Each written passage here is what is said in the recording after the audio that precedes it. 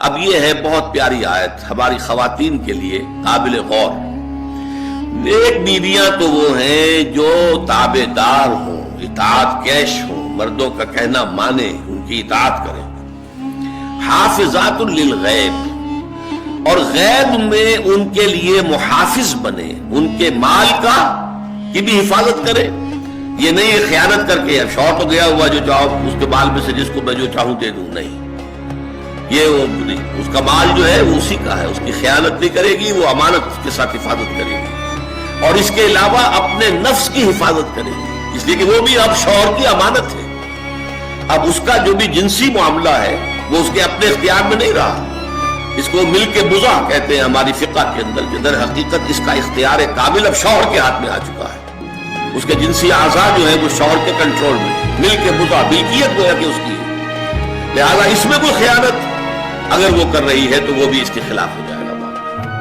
فالصالحات قانتات، تو نیک بیویاں وہ ہوتی ہیں جو تابع دار ہو، فرما بردار ہو، اور غیب میں یعنی شوہروں کی عدم موجودگی میں جبکہ وہ موجود نہیں ہے حفاظت کرنے والی ہو، اور وہ حفاظت مال کی بھی اور اس کے اپنے نفس کی بھی. اور یہ کام آسان نہیں ہے، آپ کو معلوم ہے. شوہر کبھی 4 مہینے کے لیے باہر چلا گیا، کبھی 1 سال کے لیے باہر چلا گیا. عورت کے لیے اپنے نفس کو تھامے رکھنا، اپنی جنسی خواہشات کو، فسکی جوان عورت ہے، اس کی اپنی کچھ نفسانی خواہشات ہیں، تو آسان کام نہیں ہے. یہی وجہ ہے، آپ کے علم میں ہوگا کہ واقعہ بڑا عجیب پیش آیا تھا، اس کو بیان کرتے ہوئے شرم بھی آتی ہے. حضرت عمر رضی اللہ تعالیٰ عنہ اپنی رات کے گشت میں ایک مکان کے پاس سے گزر رہے تھے، تو انہوں نے سنا کہ ایک عورت جو ہے وہ بڑے درد بھرے الفاظ میں کچھ گا رہی ہے. اگر مجھے اللہ اور اس کے رسول کا فرق کا خوف نہ ہوتا تو تم دیکھتے کہ اس وقت میری چارپائی جو ہے چرچرا رہی ہو. تو اس پر حضرت عمر جو ہے وہ دم تنبہ ہوا کہ ہمارے لوگ جو ہیں جہاد پر جاتے ہیں، سال بھر تک واپس نہیں آتے، تو اس سے تو سوسائٹی کے اندر بہت زیادہ جو ہے ایک اندیشہ اور خطرہ پیدا ہو جائے گا. تو انہوں نے اب دیکھیے یہ بات بھی کہ دین میں کوئی شرم اور حیا اس معاملے میں نہیں ہے، کہ اپنی بیٹی سے پوچھا، حضرت حفصہ سے. اب وہ بیٹی بھی ہے اور ام المومنین بھی ہے، حضور کی اہلیہ ہے تو ام المومنین ہے، لہذا حضرت عمر کے لیے بھی ماں کے درجے میں ہے اگرچہ ہے حضرت عمر کی صاحبزادی. کہ تم مجھے بتاؤ حفصہ، ایک عورت زیادہ سے زیادہ کتنے عرصے تک صبر کر سکتی ہے؟ اور کوئی قباحت محسوس نہیں کی حضرت حفصہ رضی اللہ تعالی عنہا نے، کہا 4 مہینے. تو پھر انہوں نے یہ آرڈر نافذ کر دیا، کوئی مجاہد 4 مہینے سے زیادہ جو ہے وہ بحث پر نہ رہا ہے، لازماً وہ آئے چھٹی لے کر اور وہ گھر پہنچے.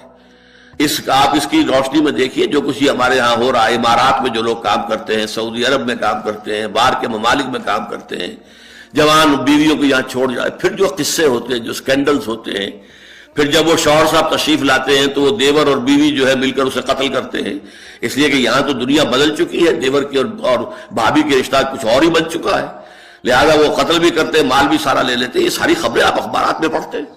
یہ کیوں ہے؟ فطرت کے خلاف ایک طرز عمل آپ اختیار کر رہے ہیں. یا تو اپنی فیملیز کو ساتھ لے کر جائیے، یا یہ ہے کہ پھر یہ وقفہ کا جو ہے معاملہ زیادہ، میں سمجھتا ہوں اس حدیث کے بعد جو حضرت عمر کا فیصلہ تھا 4 مہینے کا، اس سے زائد جو ہے باہر سٹے کرنا، اپنے گھر نہ آنا، ایک اعتبار سے گناہ کے درجے کی بات ہو جائے گی. علیکم بسنتی و سنت الخلفاء الراشدین المہدیین، تمہارے ذمے ہے میری سنت بھی اور خلفاء راشدین جو ہے میری ان کی سنت بھی. اے مسلمان عورت، بطول بن جا، زہرا بن جا، اور اس عصر سے پنہا ہو جا، چھپ جا، علیحدہ ہو جا، تاکہ تیرے آغوش میں حسین جیسا بچہ پیدا ہو. یہ پہلا ہے حجاب، سیگریگیشن آف سیکسز. میں نے ضیاء الحق صاحب سے کہا تھا، کیونکہ ان کی شورا میں شمولیت کی میں نے جو ہے دعوت قبول کر لی تھی. مشورہ دینا ہے، میں اپنے مسجد کے ممبر سے بھی مشورے بھی دیتا ہوں، تنقیدیں بھی کرتا ہوں. جیسے انگریزی کا محاورہ right from the horse's mouth, تو right into the horse's ears کچھ کہا جا سکے تو اچھی بات ہے. میں نے ان سے کہا آپ نے PIA کو ڈرائی کر دیا، شراب بند کر دی، اچھا کام کیا، بہت عمدہ کیا.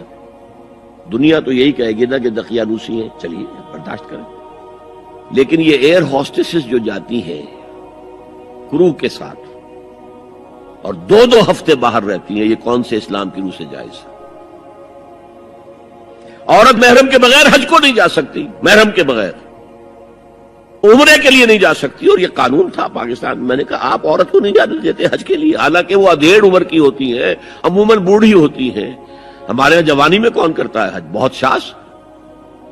یہ تو آپ کو نظر آئے گا جاوا، سماٹرا، انڈونیشیا، ملائیشیا، وہاں سے جوان جوڑے نکاح کے بعد پہلا کام حج۔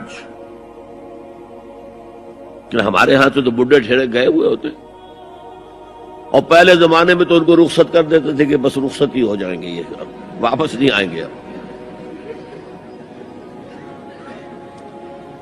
تو میں نے کہا یہ کون سا اسلام ہے؟ خاموش، چپ۔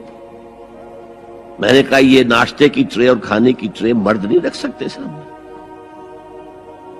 میرے خلاف باقاعدہ خواتین نے جلوس نکالے پاکستان میں جب میں نے پردے کی بات کی۔ گورنر سندھ کی بیوی جو ہے اس نے لیڈ کیا جلوس کو۔ میں طالبہ کیا کہ ان کی ٹیلی ویژن کے اوپر جو ہے ان کا سامنے آنا بند کیا جائے۔ میں نے کہا ٹھیک ہے۔ بدا الاسلام غریبا ویسعود کما بدا فطوبی للغرباء۔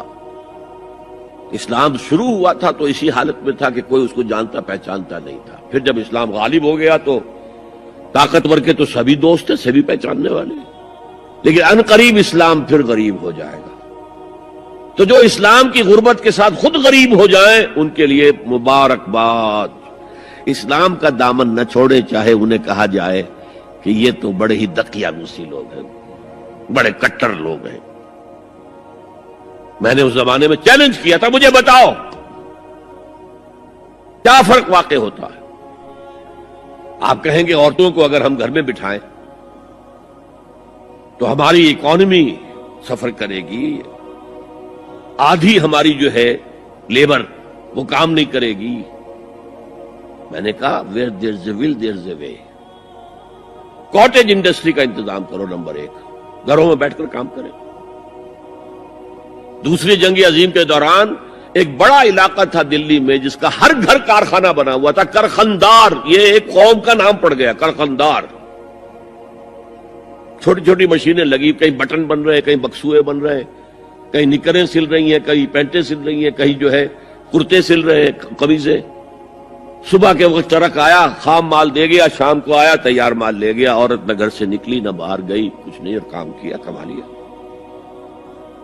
کاٹیج انڈسٹری کا انتظام کرو۔ اسی طریقے سے ایسے یونٹ بناؤ انڈسٹریل جس میں عورتیں کام کریں، عورتیں سپروائز کریں، ورکنگ آورز کم رکھو تاکہ وہ اپنے گھر کا کام بھی کر سکیں۔ کرو۔ عورتوں کے ہسپتال میں عورتیں مرد، عورتیں مریض، عورتیں ڈاکٹر، عورتیں مریض، عورتیں نرسز۔ مردوں کے ہسپتال میں فیمیل نرسز کا کیا کام ہے؟ کیا میل نرسز نہیں ہوتے؟ اور کیا آرمی کے اندر جو فارورڈ یونٹس ہوتے ہیں کہ جو جاتے ہیں محاذ کے اوپر، ان میں کوئی